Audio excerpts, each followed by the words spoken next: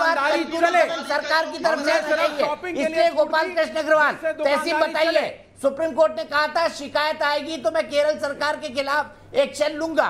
क्या आप जाएंगे सुप्रीम कोर्ट? बताइए, आप तो जाते रहते हैं सुप्रीम कोर्ट, जाएंगे केरल सरकार के खिलाफ की गलत किया इन्होंने?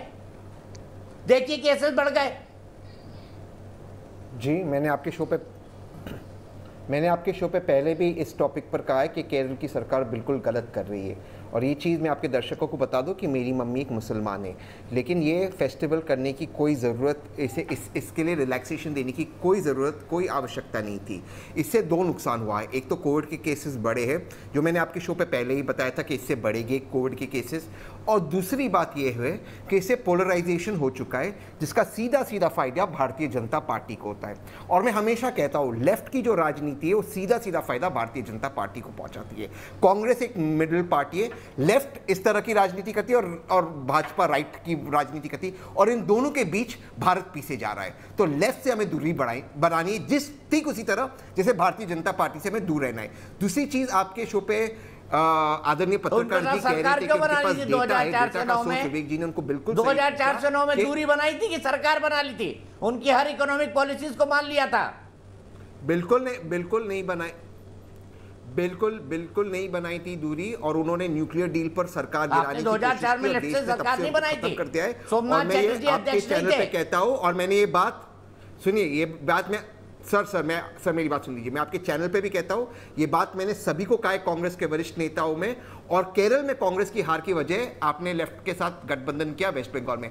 अगर कांग्रेस को 2024 में यूनियन गवर्नमेंट बनानी है, जो मैं मानता हूं बना सकते हैं, और आदरणीय राहुल जी या प्रियंका जी प्रधानमंत्री बन सकते हैं, तो लेफ्ट से दूरी आपको बनानी होगी, क्योंकि देश लेफ्ट को रिजेक्ट कर रहा है। लेकिन लेफ्ट से जितना खतरनाक राइट है। अब आपके शो पे जो पत्रकार भाई साहब है, उनकी मैं बहुत इज्जत करता हूं, मैं उनसे प्रश्न पूछना चाहता हूं। विवेक जी बिल्कुल सही कह रहे हैं, आपके पास धर्म के बेस पर आंकड़े कैसा है, कितने मुसलमान कोविड से पीड़ित है? क्योंकि लव अग्रवाल, मैं उनको कोट कर रहा हूं, और आपके भी पत्रकार जाते हैं लव अग्रवाल के प्रेस कॉन्फ्रेंस पे, लव अग्रवाल का स्टेटमेंट है, we do not segregate data of covid cases, positive covid cases based on religion. मतलब हम धर्म के आधार पर कोविड की 19 केसेस को आज तक सेग्रीगेट नहीं किया। ये भारत की ऑफिशियल पॉलिसी है।